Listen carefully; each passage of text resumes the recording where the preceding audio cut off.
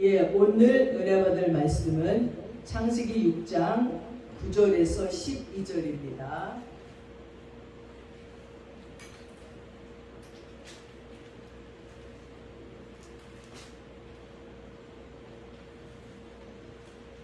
신약 7절입니다. 구약 7절입니다. 찾으셨는 줄 알고 제가 봉독해 올리겠습니다. 이것이 노아의 주권이라. 노아는 의인이요 당대의 완전한 자라. 그는 하나님과 동행하였으며 세 아들을 낳았으니 셈과 함과 야벳이라. 그때 온 땅이 하나님 앞에 부패하여 포악함이 땅에 가득한지라. 하나님이 보신즉 땅이 부패하였으니 이는 땅에서 모든 혈육 있는 자의 행위가 부패함이었더라. 아멘. 한 주간 동안 장마철이어서 계속 비가 내리는 그 속에 있으면서 야, 물이 무섭다. 우리 동네에 있는 중랑천도 범람해가지고 아주 넘치가 말까 뉴스를 들으면서 또 나가보기도 하면서 물이 얼마나 무서운지 다시 한번 생각해 봅니다. 오늘 오면서도 참 신기한 게 한 볼록은 소나기가 막 쏟아져갖고 이게 앞이 안 보이더니 한 볼록으로 오니까 또 쨍쨍 땅도 안 젖었어요. 또 지나서 한 볼록 오니까 또 비가 오고 진짜 뭐야. 거기서 여기 오는데도 몇 차례의 이 기후변화가 있는 걸 보면서 야, 참 신기하다. 동일하게 다 내리는 것도 아니고 한 볼록마다 완전 소나기가 한 볼록은 아주 그냥 맨 땅이 그런 상태를 경험해 보면서 왔습니다. 그러면서 성경 속의 노아의 홍수 때는요, 이렇게 우리나라처럼 장마철만 비가 오는 곳이 아니라 40주 40날을 계속 진짜 무슨 무르가다 하늘의 문이 열리고 땅의 샘이 터지고 막 쏟아붓고 밑에서 터지고 이러는 비가 왔다고 생각을 하니 얼마나 두렵고 얼마나 무서웠을까 하는 생각을 했습니다. 그러면서 또한 오늘이 제2번절로 법이 제정됐습니다. 백성들과 그리고 또 나라의 약속입니다. 성경은 하나님의 언약이에요. 전부 하나님의 언약입니다. 천지가 변하지만 하나님의 말씀은 변함이 없어요. 여러분, 그게 참 신기한 게 저는 요즘 갑자기 내가 어릴 때도 장마철 때는 비가 왔는데 내가 아주 어릴 때 내가 기억이 있는 그때부터 지금까지 한여름에 폭염이 지나고 나면 폭염 속에서 너무 덥다 막 이럴 적에 꼭 장마비가 와가지고 이 폭염 속에서 좀 숨을 쉬게 해줬는데 그게 한 번도 거르지 않고 지금까지도 계속 장마 때가 되면 장마철이 되면 비가 내려요. 우리 하나님은 약속한 것을 변하지 않아요. 전능하신 하나님께서 근데 왜 전쟁을 있게 하셨을까? 왜 살인을 방조하고 계셨을까? 왜 학대당하는 자를, 왜 굶주림을, 왜 죽음을, 왜 억울함을, 왜 죄악을 그냥 보고 계시는가라고 항변한 자도 많이 있습니다. 특별히 하나님 왜 내 기도에는 기적을 안 내려주시고 그렇게 가만히 계셨어요 하는 안타까운 그런 투정을 부리면서 물음에 오는 성도들이 많이 있습니다. 여러분, 우리는 하나님을 전능하다고 말하지요. 그러나 그 전능성이 모든 것에 다 역사하는 것이 아니에요. 하나님 나만 공부 안 했는데 오늘 컨닝하는데 컨닝 안 걸리게 해주세요. 이럴 때 역사하는 하나님 아니에요. 하나님 나 도둑질하는데 내가 문을 다 열고 들어가면 주인들이 잠을 자든지 아무도 없게 하시고 금고마다 다 열려있게 하시고 다 훔치고 나올 때까지 들키지 않게 해주세요. 이러고 기도 들어주시는 하나님 아니죠. 우리 하나님의 전능성은요, 이미 만물을 창조하시고 해와 달과 별들을 창조하시고 바다의 경계와 땅의 경계와 땅에 있는 모든 것들을 있게 하시고 그 속에 모든 것을 운행하시는 전능성이 있어요. 봄, 여름, 가을, 겨울 너무 신기한 게 저희 뒷방에 이렇게 막 콘크리트를 해놨어요. 운동한다고. 근데 비가 이렇게 장마비가 쫙 오고 났는데 가서 보니까 그 운동장에 그 콘크리트 세일로 싹들이 다 났어요. 풀이 왕성하게 우거져 있는 걸 볼 수 있어요. 누가 뿌렸지? 누가 심었지? 너희들은 식물을 낼지어다 명령한 그때부터요, 땅은 계속 식물을 내어 심지도 않고 우리가 뿌리지도 않았는데도 계속 5만 가지 풀들이 나는 걸 보면서 진짜 신기하다. 어쩜 이렇게 모든 만물은 하나님의 명령 속에 순종도 잘할까? 또한 하나님은 한 번 약속하신 것을 끝까지 지키실까? 하나님 우리에게 공기를 주시고 햇빛을 주시고 비도 주시고 다 주시더니 기분이 나빠. 나 공기 오늘 하루 안 줄 거야. 그럼 우리 어떻게 돼요? 하나님의 그 약속을 안 지킨다면 우린 공기 하루 안 맞고 하루커녕 한 10분, 20분, 30분 다 공기가 없어서 아마 죽어갈 것입니다. 하나님의 약속하신 말씀 속에서만 그 전능성이 베풀어지는 거예요. 내 개인적인 욕구를 채우기 위해서 개인적인 소원을 들어달라고 하나님의 전능성을 거기다 갖다 붙이면 안 된다는 것입니다. 하나님은 오늘 노하고 언약을 하세요.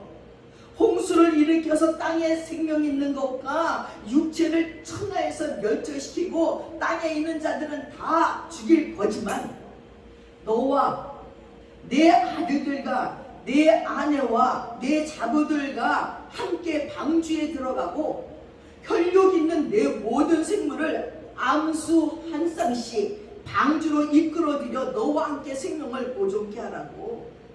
새도 육축도 땅에 기는 모든 것이 그 종류대로 각기 둘씩 보존케 하라고. 그러면 그들은 다 살려주겠다고 오늘 노아와 언약을 하시는 거예요.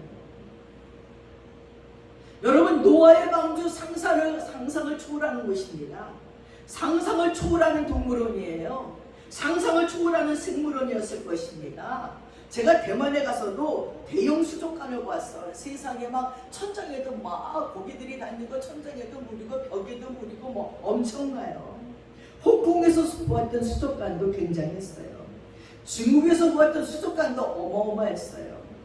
홍해 바닷속에요, 이렇게 동그란 관을 내고 바닷속으로 팍 들어왔는데, 야, 거기 수족관도 굉장해요. 또 다른 세계가 거기 하나 있는 것 같습니다. 그런 것도 엄청나서 입이 딱 벌어졌지만 노아의 방주 속에 수족관은 없는 것이 없이 종류대로 한 쌍이니 피라미, 붕어, 잉어, 고래, 상어 말로 다 엮을 수도 없었을 것입니다. 또 동물원은 어떻을까요?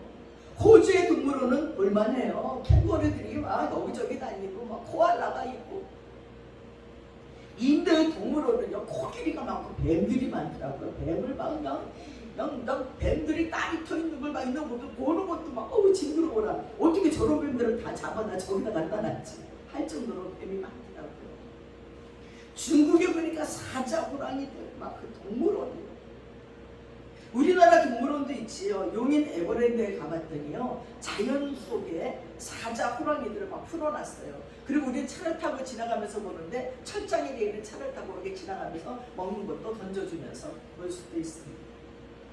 그러나 노아 방주의 동물원은 땅에 기는 모든 육축이 그 종류대로 각기 두시개예요. 사자, 호랑이, 곰, 늑대, 여우, 코끼리, 소, 말, 매 말 것 없이 종류대로 쫙 그 방주 안으로 들어갔어요. 또 거기에 온갖 새들이 합류하고요. 여러분 상상이 됩니까?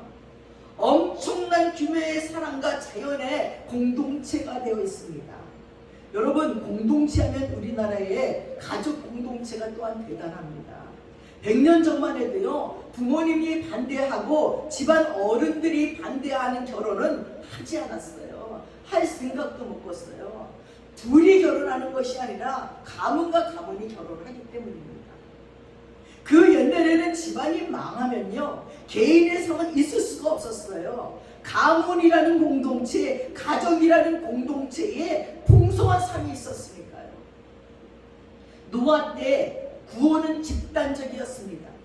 노아의 배 안에 있는 사람과 짐승들과 배 밖에 있는 사람들과 다를 것이 없었어요. 그러나 하나님의 약속 안에 있느냐, 하나님의 약속 밖에 있느냐가 문제입니다. 성경은 말합니다. 예수 안에 있는 거냐, 예수 밖에 있는 거냐를 묻습니다. 하나님 안에 있는 거냐, 하나님 밖에 있는 거냐.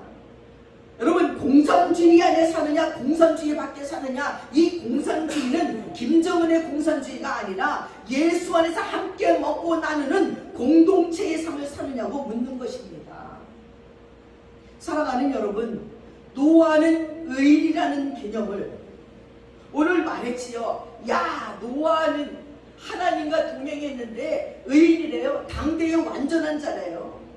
노아가 당대에 도덕적인 흠이 없느냐 있느냐 이걸 따지는 게 아닙니다. 타락한 마음은 우리 모두에게 있지만 하나님이 나를 간섭하시고 지켜주셨다는 생생한 하나님의 임재 속에 있는 자를 의인이라고 하는 거예요. 노아는 하나님의 은혜를 입었더라 했어요. 죄를 짓고 벗어버렸던 노아의 옷, 그 벌거벗은 수치를 하나님은 은혜로 입혀주셨고 죄를 짓지 아니하도록 도와주시는 거예요. 노아는 죄성이 있지만 죄를 짓지 않도록 은혜를 입었다는 것입니다. 현대 사회는 음란방탕의 문제입니다. 이 음란의 문화가 상품화가 되었고요. 이 음란의 문화가 많은 사람들에게 출세의 길을 열어주는 길이 되었어요. 옛날 같았으면 난리가 날 그 음란 문화가 지금은요 다 그 음란 문화를 추종해요. 나도 저렇게 되고 싶어서 얼마나 많은 젊은이들이 그 뒤를 따라가고 있는지 모릅니다. 여러분, 그러니 애써 정상의 자리에 올라갔어도 이 이성 문제로 말미암아 나락으로 떨어지는 자들이 한두 명이 아닙니다. 이성 문제는 특별히 은혜를 입지 않으면 다 걸리게 되어 있어요. 이성 문제에서 깨끗한 사람이 별로 없다는 거지요. 그래서 어떤 정권을 잡으려고 하면, 어디 좀 높은 곳에 올라가려고 하면 뒷조사를 하고 깨고 하면 모두 다 이성 문제에 걸려요. 그래서 그 훌륭한 사람들이 그렇게 공부하고 그렇게 훈련받고 그렇게 노력하고 애썼음에도 불구하고 하나도 자기의 영향력을 발휘하지 못하고 끝나버리는 자들이 얼마나 많은지 모릅니다. 그러나 이성 문제는 특별히 은혜를 입어야지 돼요. 하나님, 내 마음과 내 몸과 내 생각을 지킬 수 있게 해주세요 하고 하나님께 기도하고 하나님의 특별한 은혜를 주어야지만 요셉처럼 자기를 지킬 수 있습니다. 다른 문제는요 대결하면 돼요. 근데 이성 문제만은 피하라고 했습니다. 우리가 이길 수 있는 부분이 아니에요. 노아는 피해 제사를 드렸습니다. 죄를 지으면요 자신감을 잃어가요. 아니면 뻔뻔해집니다. 아벨이 드렸던 피해 제사는 양심의 제사였고 그리고 그를 자유하게 했어요. 노아는 하나님께 산다라는 예배를 드렸어요. 노아는 그의 삶 속에서 하나님과 동행했습니다. 하나님과 동행하는 자는요 모든 자가 다 죽고 오직 순종이에요. 여러분, 어른들과 함께 동행을 해도 조심하게 되어 있어요. 제가 전에 중고등부 교사를 해도요 학생들이요 제 앞에서 담배 피우겠습니까? 다 감춰요. 내가 어떨 때 막 주머니 주소를 막 해요. 그럼 막 요리조리 감춰요. 교회학교 선생님인데도 자기네들의 담배 피는 것을 걸리고 싶어 하지 않아요. 그리고 나쁜 행동을 하지 않아요. 그런데 하물며 하나님과 동행하는 사람이 마음대로 살겠습니까? 엊그제는 제자들을 만났어요. 내가 몇 번 얘기했던 서울대 가서 외교관 하던 제자가 시드니에서 와가지고 우리나라 이제 기재부에서 일하는데 세종에서 그래서 어제 시간이 났다고 또 다른 친구 동기들과 만났어요. 그러면서 옛날 얘기를 하는데 참 신기한 게 고등학교 2학년 때 수련회 끌고 가서 너 이 다음에 뭐 할래? 그러면 자기네들이 무심히 뱉는 얘기가 있어요. 난 이 다음에 외교관 될 거예요. 엔지니어 될 거예요. 나는 요리사가 될 거예요. 뭐 막 얘기해 자기네가. 아니 근데 거기에 진짜 그 말한 대로 한 해는 외교관, 한 해는 요리사, 한 해는 엔지니어. 야, 그냥 내뱉는 말 같지만요 우리들의 말 속에 하나님이 들으시고 그대로 시행하신다는 거예요. 야, 그걸 보면서 정말 신기하다. 그때는 얘네가 그냥 내뱉는 얘기겠거니 했는데 이렇게 세월이 흘러서 그들도 쉰이 넘고 나니까 자녀들이 벌써 다 대학생들이래요 이제. 그러고 나니까 이제 그들도 어느새 늙어가는 모습이 보이더라고요. 그러니까 벌써 지네들이 그 어릴 때 자기 딸들이, 자기 아들들이 지금 있는 그 모습으로 고백을 했던 고백을 하나님이 들으시고 그들의 인생의 길을 인도하시는 것을 그들도 체험할 수가 있게 되는 것입니다. 사랑하는 여러분, 노아는 하나님과 동행해서 자기의 모든 자아를 죽이고 자기의 모든 삶을 하나님께 드렸습니다. 자기 자신이 겸손하다고 생각하는 사람, 그토록 교만한 사람은, 그리고 매사에 자신감이 있는 사람은 하나님을 의지하지 않아요. 예수 그리스도의 십자가의 은혜가 필요치 않은 자들이지요. 교만하고 거만하기 이를 데가 없습니다. 한국교회는 여전히 가부장적인 제도 속에 묶여있어서 남성 우월주의예요. 그런 사고 속에 갇혀있어서 여전히 영적인 부분에서도 여자를 무시하는 경우가 많아요. 그래서 교회 안에 여자 목사보다는 남자 목사들이 모든 기득권들을 갖고 있고 여자 목사들은 보조적인 수단뿐이 할 수밖에 없어요. 그리고 교회를 세워도 또 사람들 속에서도 여자 목사가 하는 교회보다는 남성 목사님들이 하는 교회로 다 몰리게 되어 있습니다. 아니, 여자의 영적 능력이 탁월하면 따라가면 돼요. 또한 남성의 영적 능력이 탁월하면 그를 따라가면 됩니다. 말세 때에 그랬잖아요. 남종과 여종에게 동일한 성령을 부어주시겠다고 말씀했어요. 아브라함이 안에 살아도요, 아브라함을 따라 순례길을 가는 겁니다. 남자가 능력이 없어서 아내를 누르고 강요하면 고난을 다 함께 당하게 되어 있습니다. 나는 내 길을 걸어가며 빛을 발하게 하면 되는 거예요. 자녀들 역시도 억지로가 아닌 스스로 자기의 길을 가게 하라는 것입니다. 좋은 의도였어도 강요한 모든 것이 사탄의 역사로 나타난다는 거예요. 사랑의 이름으로라도 올바른 의지를 가지고 올바른 곳에 다가서는 것입니다. 우리 예수님이 말씀하시기를 양으로 생명을 얻고 풍성히 하라고 말씀했습니다. 그러나 사람들은 세상의 관습과 문화를 따라해요. 복음보다는, 사랑보다는, 생명보다는 교회의 관습과 전통만 따르려고 하는 사람들이 많습니다. 하나님은 각 사람에게 위대한 계획을 가지고 계십니다. 하나님만 따라가면 엄청난 축복이 있습니다. 노아의 언약 속에는 엄청난 한계가 있어요. 짐승을 한 쌍씩 들여보내라는 거예요. 이 명령의 의미는 뭡니까? 그 당시의 문화가 음란풍탕해도 하나님을 사랑하는 자들은요, 일부 일처제의 삶을 살았다는 것이에요.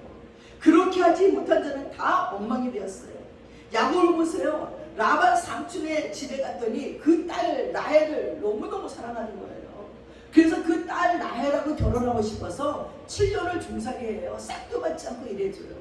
근데 첫날 밤에 결혼식을 하고 너무 행복하게 하룻밤 자고 났는데 이 라헬이 아니라 언니 레아가 들어왔는데 레아는 좀 못생겼다는 겁니다. 막 야곱이 난리가 났어요. 나는 라헬이랑 결혼하고 싶었는데 왜 레아냐고 막 라반 삼촌에게 따지니까, 그러면 7일만 기다려라. 그리고 네가 또다시 7년을 나에게 봉사한다면 또다시 라헬을 너에게 주겠다. 그럼 라헬과 결혼을 해요.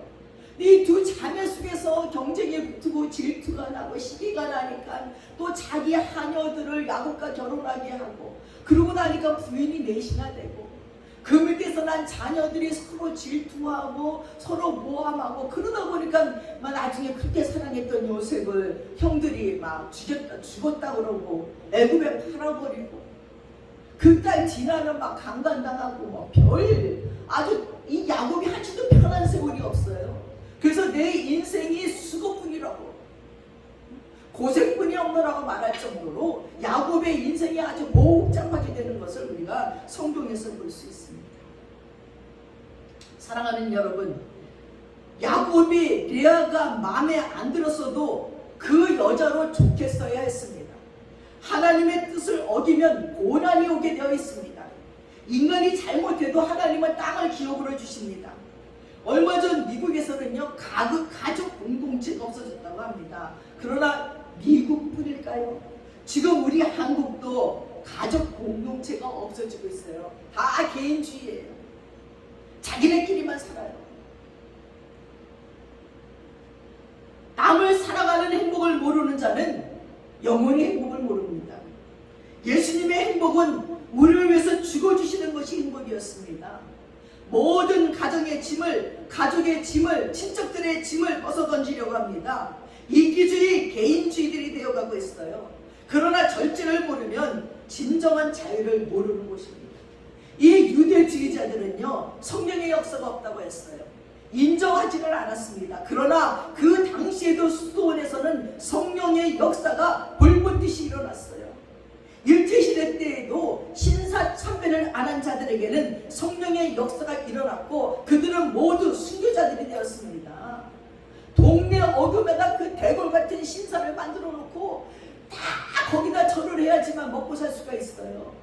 그렇지 않으면 고문을 당하고 형벌을 당하고 죽임을 당하니 그런 시대에 신사참배를 안 하기는 쉽지 않아요. 그러나 그럼에도 불구하고 신사참배를 거부한 자들에게는 하나님이 성령의 충만함을 주셨고, 그리고 그 충만함으로 순교까지 하게 되는 것이 역사에 남아있습니다. 여러분, 사람들은 사업에 성공하고 행복할 때에다가만 자기의 포커스를 맞춥니다. 신앙생활과 의롭게 사는 것과 정직하고 거룩하게 사는 것이 손해가 오고 불행이 오면 안 하는 거예요. 그러나 남들이 안 가는 좁은 길로 가면서 하나님의 뜻에 맞추어야 점점 생명의 길로 가게 되고 소수의 길로 가는 것이 구원의 길과 연결되어 있습니다. 여러분, 교회를 세우고 교인이 많고 적고가 문제가 아니에요. 돈이 많고 적고가 인간의 행복과는 상관이 없어요. 우리 마음 중심이 어디에 있느냐가 중요합니다. 살 집이 없고 돈이 없고 친구가 없을 때라도 행복한 마음에는 아무런 영향을 안 끼쳐요. 전에 제가 부사역자가 있을 때 교회 앞에서 동청을 만났어요. 되게 오랜만이다. 예, 막. 니네 집이 어디니? 바로 여기야. 교회 앞에 있는 아파트에 사는 거예요. 예, 우리 집 가자. 막 그래서 그래 가자. 나는 여기 교회 생각하고 있을 거야. 어머, 네가 목사 됐니? 막 이러면서 갔어요. 그랬더니 점심 때 이제 밥을 챙겨주는데 저는 정말 요만한 상이야. 네, 그 양철로 된 요만한 상에 밥이랑 반찬을 놓고 시어머니도 계셔. 시어머니나 자기 자녀 둘에다 자기랑 나랑 아니 요만한 상에 둘도 앉아서 옆으로 이렇게 앉아놓고 밥을 먹어야 돼. 근데 얘 얼굴이 나는 너무 행복해. 나는 결혼해서 행복한 집을 해서 내가 이렇게 먹다. 밥상이라서 밥상. 아니 그렇게 행복하면 어떻게 밥상이랑 좀 큰 거 사든지 요만한 그 상에다 시어머니 옆으로 앉아서 밥을 먹으면서도 반찬도 그냥 뭐 김치에다 뭐 짠지에다 그렇게 먹는데 너무 행복해 되는 거예요. 저는 그 집을 나오면서 계속 생각해봤어. 쟤는 왜 행복하지? 아니 그럼 예수도 안 믿어. 내가 예수 미안, 너 잘된다 야. 우리 교회로 나와. 뭐 우리 시어머니가 전에 다니셔갖고 그래도 나와. 이제 막 그러고 오기는 했는데 오면서 생각해봅니다. 뭐가 행복하지? 나는 시집가서 요만한 상에서 그렇게 옆으로 이렇게 밥을 먹어야 되면 불행하다고 생각할 것 같은데 그 집이 행복하다 그런 거예요. 그러면서 생각했어요. 행복은 환경이나 물질이나 뭐 이런 거 외부적인 것 때문에 행복하는 것이 아니라 내 마음이에요. 남편이 사랑해주고 남편을 사랑하니까 행복해요. 나머지는 눈에 들어오지도 않는 거예요. 사랑하는 여러분, 인간이 행복이라고 말하는 기준에는 별 차이가 없어요. 오직 성령의 감동이 없고 하나님의 임재 지원이 없고 하나님이 옳다는 그 사인이 안 오기에 곤고한 것입니다. 죄와 허물이 많지만 하나님이 사랑하여 주신다는 것을 알고 사람 인정해주면 하나님으로 말미암아 인정받고 있다는 것을 알아야 됩니다. 자기 집을 천국이라고 말하는 아이들은요, 그래도 목사 집에서 장성한 아이들의 입에서 나오는 이야기들이더라고요. 아무리 말씀 꾸러기 드리고 반항하더라도 내 집이 천국이라고 말해요.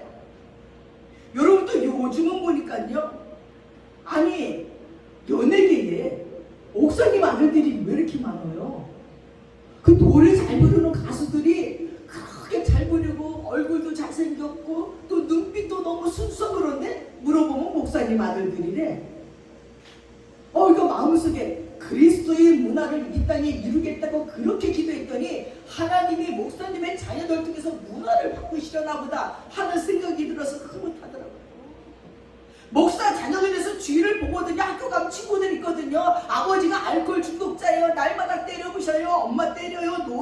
노름해요. 늘상 불안한 가정들이 얼마나 많습니까? 그러나 가난해도 목사 가정에서는요, 평안함이 있거든요. 마음에 오고 가는 불편함이 있어도 또 예배드리거든요. 또 기도하거든요. 그렇게 살지 말자고 작정하고 기도하거든요. 사랑하는 여러분, 끊임없이 성령의 임재가 있는 그 길을 따라가야 됩니다. 그 길은 행복하고 편안합니다. 우리에게 주시는 사역과 사명 속에 끊임없이 성령의 임재가 있다면 우리는 그 짐을 가볍게 여기고 신바람나게 이 사명을 향해 사역을 향해 갈 수 있습니다. 하나님이 옳다 하는 길을 계속 가느냐 하는 질문에는 죄 지은 것이 많아도 하나님이 기뻐하는 곳으로 가는 거예요. 노력하며 가는 것입니다. 하나님의 성령의 임재를 끊이지 않게 하기 위해서 우리는 끊임없이 회개하고 기도하고 또 일어서서 가는 겁니다. 노아보다 더 죄를 지었어도 그것이 하나님의 사랑을 소멸시킬 수 없어요. 노아는 방주에 들어가서 뭘 했을까요? 한번 예를 들어볼게요. 교회에서 예수 믿던 아이들이 군대 갔어요. 군대 가서 뭐 할까요? 저에게 편지가 오는데요, 더 열심히 예수를 믿어요. 피할 곳은 교회뿐이 없대요. 주일날도 교회 안 가면 괜히 상사들에게 괴롭힘 당하니까 처음부터 손들고 저 교회 갑니다. 그럼 교회 간대요. 가면 햄버거도 주고요, 짜장면도 주고요.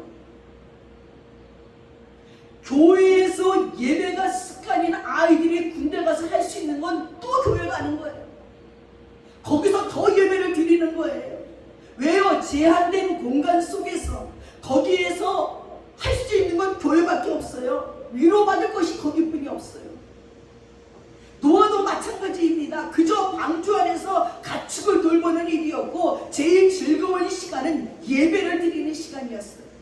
에덴 동산에서 타락한 영을 떠났던 하나님이 노아의 방주 속으로 따라오셨습니다. 그 좁은 공간 속에 뒤섞여 있는 짐승들은요, 호랑이든 사자든 코끼리든 곰이든 공룡이든 양이든 소든 말이든지 그 어느 짐승도 서로 물며 싸우지 않습니다.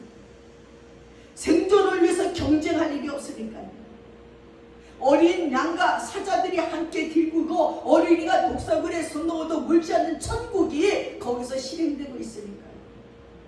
또한 하나님이 그들에게 유순한 마음을 주었대요. 또 어떤 학자들은 하나님이 그들에게 잠을 지었대요. 성경에는 물로 심판한 것이 두 군데가 나오는데 첫 번째는 노아의 홍수예요. 세상의 모든 인간들이 다 죽었어요. 여러분, 이렇게 장마철에 비가 오는데 이게 어느 정도 올 때는 괜찮아요. 빗소리도 좋고 시원하고.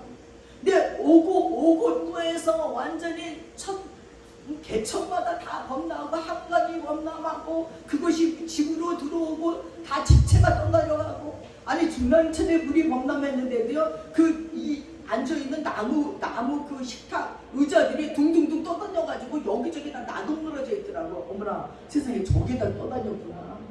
막 돌 무더기들이 옮겨져 있더라고요. 집이 옮겨지고. 옛날에 어릴 적에 저희들이 이 홍수가 엄청나게 심했었어요. 하수도 시설도 안 돼 있으니까 그 중량천이 범람해가지고 완전히 그 옆에 집들과 모두게 떠나가는데 우리 산꼭대기 올라가서 보니까 소가 음매하고 떠내려가고요. 집채 떠내려가고요. 아니 진짜 과거가 아니더라고요. 그렇게 하나님께서 인간들에게 너무너무너무 질리셔가지고 그렇게 다 쓸어버렸을 적에, 그렇게 쓸어버리는 곳에서, 물로 심판하는 그곳에서 우리는 어떤 마음일까? 회개가 되겠습니까? 지금 내가 물에 떠내려가면서 어떻게든지 지푸라기 잡고 싶은 마음뿐이지 회개가 되지 않아요. 그렇게 노아의 홍수에 세상 인간들은 다 죽었어요. 두 번째는 홍해 바다에서 이스라엘을 쫓아오던 애굽의 군인들이 다 죽었어요. 노아의 홍수와 홍해 바다의 갈라짐을 사도 바울은 세례라고도 말합니다. 세례의 의미는 죄에서 나는 죽고 하나님의 기쁘신 뜻대로 살라는 겁니다. 왜 하나님의 세례를 베풀었습니까? 인간은 자꾸 무언가 표시가 필요하기에 사인을 주신 거예요. 말로만이 아니라 인간은 증표가 필요하기에 예수 그리스도께서 십자가에서 죽으시고 부활하신 증표를 주시는 거예요. 이렇게 죽고 살았다는 거예요. 우리가 밤에 자고 그리고 아침에 일어나는 이것이, 자는 것이 죽음이고 아침에가 부활이에요. 날마다 가르쳐주는 거예요. 너 오늘 자냐? 죽음이야. 오늘 새벽에 일어나니 부활이야. 그리고 언젠가는 이 땅에서 죽고 하늘에서 눈 뜨는 날이 있을 거야 하는 걸 가르쳐주는 거예요. 오늘은 이 땅에서 눈을 뜨고 여기까지 왔지만 내일은 아버지의 나라에서 눈 뜰 수 있어요. 오늘 내가 고민하고 내가 오늘 소중히 여겼던 모든 것들을 다 두고 그냥 내 믿음 하나 가지고 하나님 앞에 설 때가 있다는 것입니다. 그러니 어제의 나는 죽고 새롭게 살자입니다. 사랑하는 여러분, 노아의 방주 속에는 정결한 것이 7상씩이에요. 창세기 7장 2절에 보니까 정결한 것은 7상씩이래요. 노아는 긴장 속에서 가축을 치다가 예배를 드리면 시간 가는 줄 모르고 즐거워했습니다. 하나님을 만나는 기쁨이 충만했어요. 망망대해에서 하나님만이 그 얘기를 인도하시잖아요. 그 눈으로 모든 세상의 사람들이 죽는 걸 봤어요. 세상에 여기서 나를 살려주시다니, 나와 내 가족만 살려주시다니, 그 하나님 앞에 진정을 다해서 얼마나 예배를 드리겠습니까?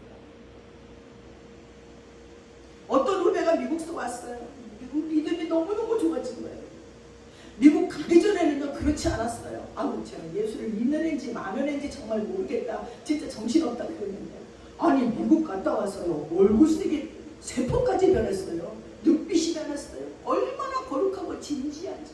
앉으면 예수님 얘기만 해, 신앙 얘기만 해. 그러게 너무 놀라갖고, 야, 넌 어쩌다가 그렇게 믿니? 저는요 미국 가서요 하루도 기도하지 않으면 살 수가 없어요. 새벽 4시 반에 일어나서 교회 가서 기도하고 6시 반에는 회사에 출근하고, 그 가는 동안에 길에서는 큐티하고, 그 기도는 부인과 나는 날마다 하나님 이번 달 월급이 마지막이 안 되게 해주세요. 이번 달까지라도 지켜주세요.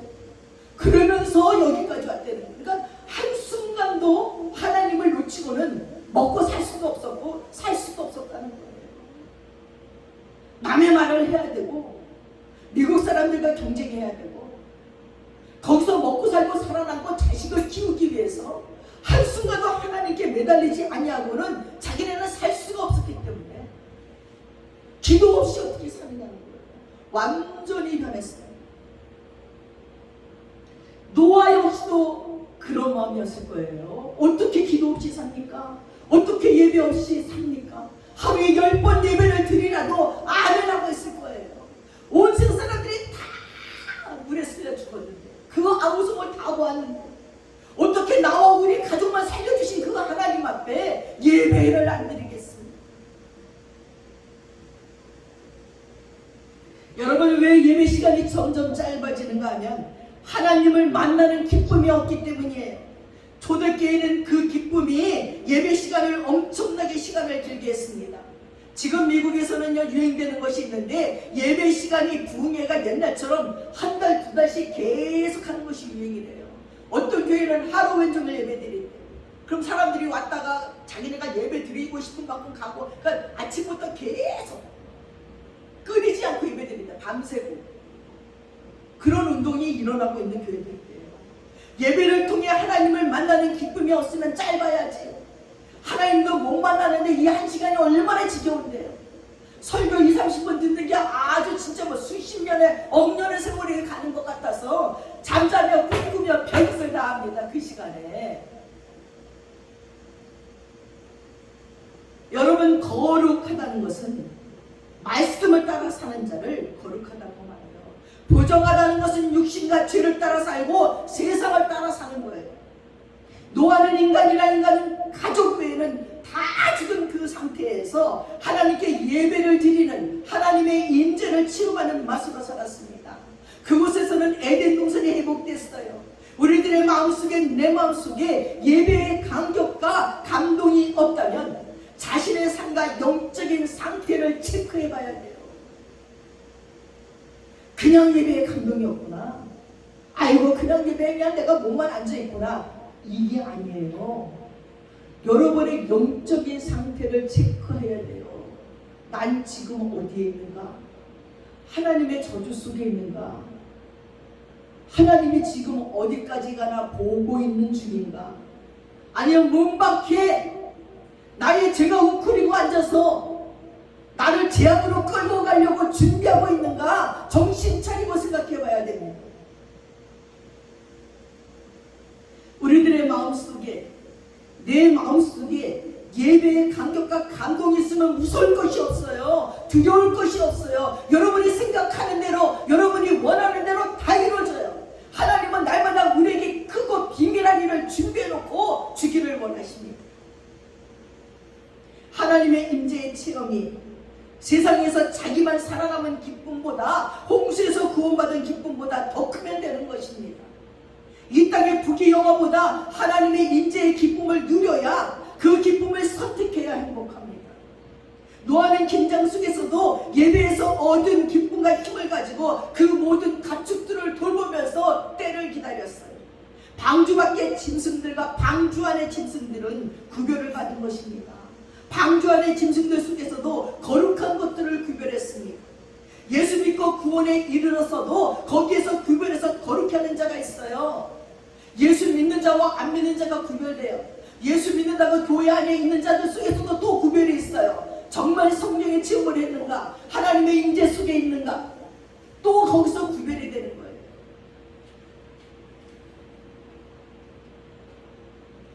방주 밖의 짐승들과 방주 안의 짐승들이 구별을 받았듯이, 또 방주 안에 있는 짐승들도 거룩한 것은 암수 7씩 택하라고 말했던 것 같이, 우리도 교회 안에 있어도 하나님께 거룩함으로 인정받고 택함받는 자들이 되어야 되겠습니다. 여러분, 가나안 땅을 하나님이 준다 했어도요, 그 땅을 차지해야 될 땅이지요. 전쟁을 해서 이겨야 될 땅인 것입니다. 하나님이 우리에게 복주기를 원하시고 주셨다 해도 믿음으로 승리해야 우리 것이 되는 겁니다. 조상 대대로 예수 믿고 우리 부모가 예수 믿고 복이 절로 옵니까?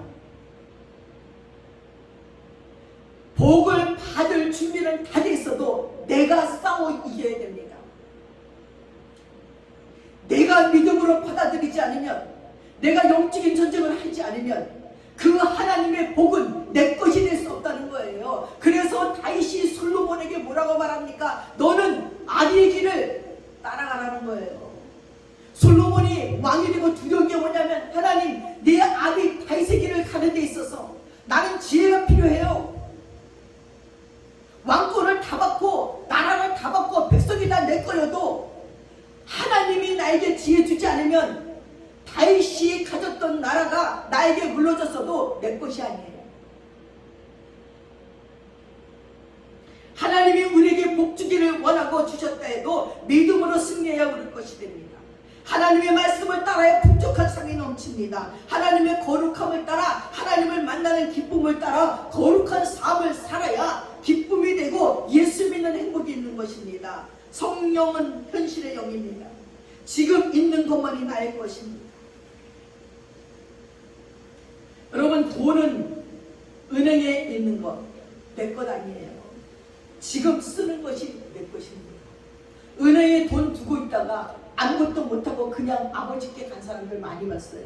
그 돈은 쓰는 사람 거예요. 현실의 영을 따라 살면 그 길로 가면 보이는 것은 분량만큼 온다는 것이에요. 이런 얘기를 들었어요. 그 세계적인 재벌 룩펠러가 유엔이 뉴욕에 본부를 지으려고 하는 유엔이 이제 뉴욕에 본부를 지으려니까 이 룩펠러가 엄청난 땅을 기부했어요. 그리고는 그 주변에 쓸모없는 땅들을 모조리 사들였어요. 그러자 룩펠러의 무모한 행동에 주변 사람들이 수군거리는 거예요. 땅을 구입하려고도 너무 엄청난 돈을 투자했기 때문에 이제 룩펠러는 곧 파산할 거다.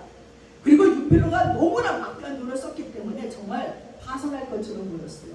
근데 유엔 본부 건물이 뉴욕에 올라가자 각지에서 아폴라토에서 그 주변의 건물을 지으려고 땅을 구매하러 오는 자들이 수없는 거예요. 그리고 그 주변은 너무나도 크게 변해버리고 말았어요. 이것으로 룩펠러는 유엔의 땅을 기증하고도 자신이 투자한 금액보다 무려 몇백 배의 이익을 얻었어요. 항무지라는 포장지 속에 들어있는 황금 같은 땅을 발견한 거예요. 그래서 룩펠러를 역발상의 재벌이라고 하는 이유가 여기 있다는 거예요. 또한 저스틴 기념이라는 예술가가 있는데 그는 뉴욕 타임스퀘어를 보던 중에 뉴욕의 쓰레기를 팔 생각을 한 거예요. 뉴욕에 버려진 쓰레기 중에 전철표, 맥주캔, 뉴욕이라는 것을 떠올릴 수 있는 영수증, 그리고 특히 12월 31일 등과 같은 한정 판매로 팔게 되었습니다. 보통 50불에서 100불로 팔았는데 꽤 많이 팔았어요. 사람들의 예상을 깨고 뉴욕뿐만 아니라 30개국에서 주문이 몰려왔어요. 그것은 호기심보다는 뉴욕을 방문한 사람들의 추억을 떠올리게 하고 싶었기 때문에 그 일을 시작했어요. 여러분, 전철표, 뉴욕 전철표를 팔아먹었대요. 여러분, 흔한 우리도 전철표 모았다 한번 팔아봅시다. 아니, 어떻게 이런 생각을 했을까?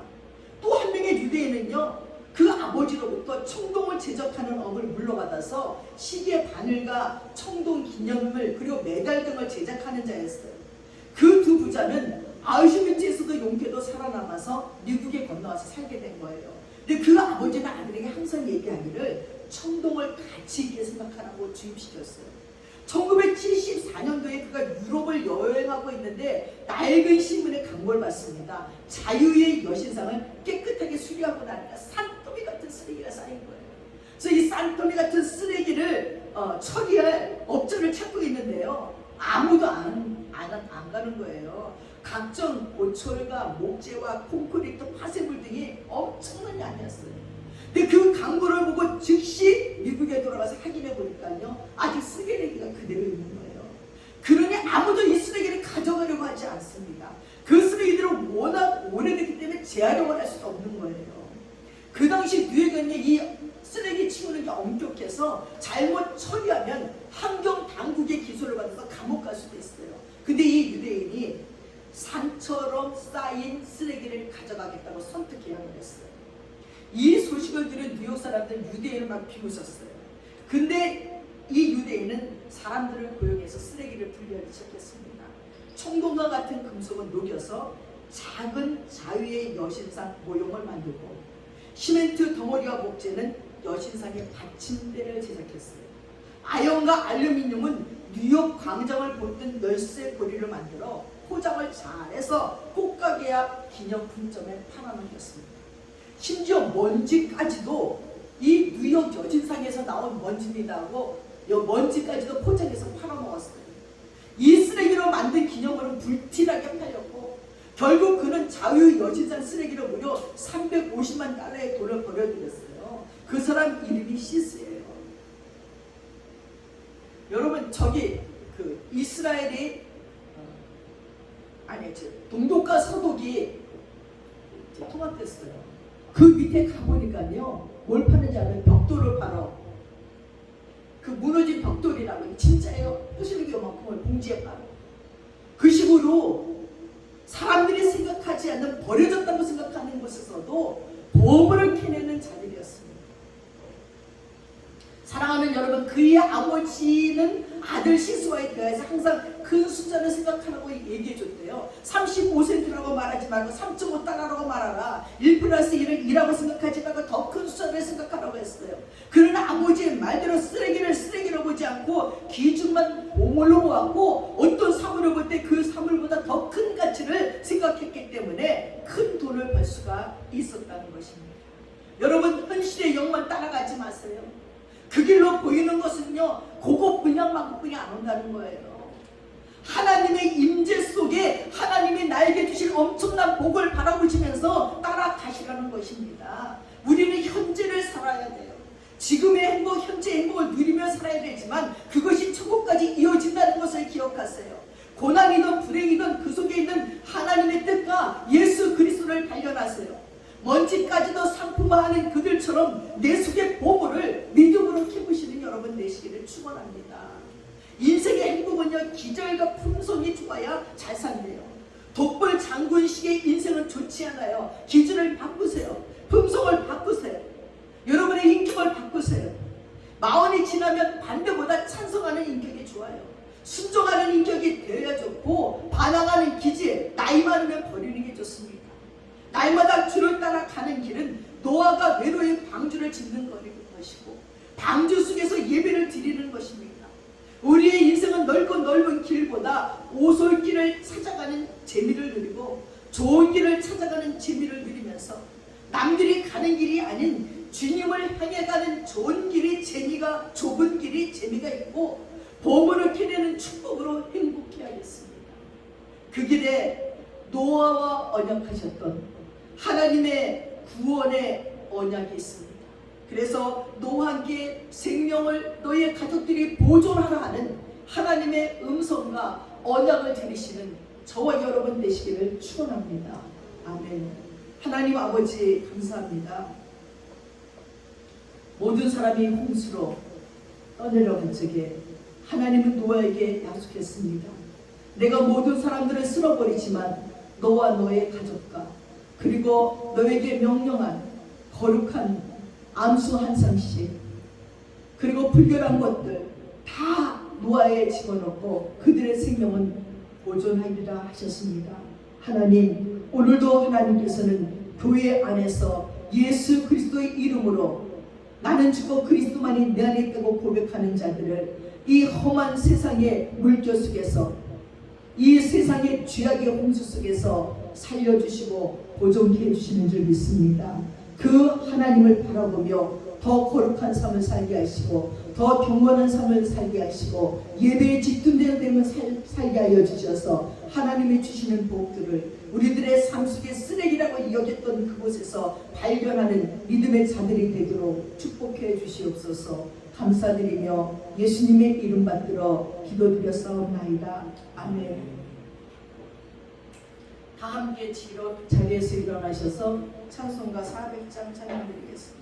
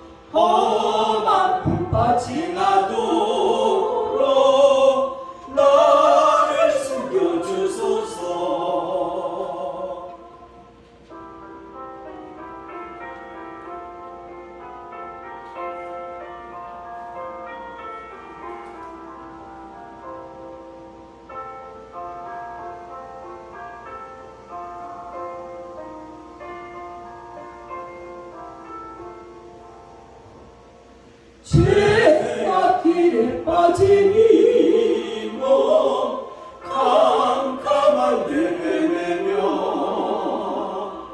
부르짖는 나의 원 들으소서 주여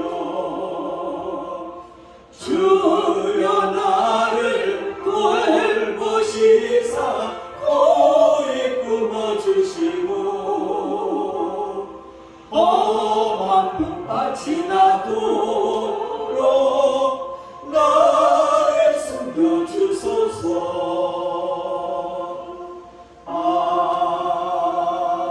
아멘.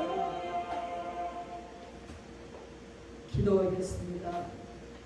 지금은 우리 주 예수 그리스도의 은혜와 우리 아버지 하나님의 풍성하신 사랑과 성령님의 감동감하시고 축복하시고 교통하심이 홍수 속에서도 너와 언약하시며 너와 내 가족을 그리고 방주 안에 있는 모든 자들을 보존케 하시겠다 약속하신 하나님의 은혜가 오늘 주님 앞에 고개 숙여 예배드리며 기도하는 모든 성도들 머리 위에 지금부터 영원까지 함께하여 주시옵기를 간절히 축원드리옵나이다. 아멘.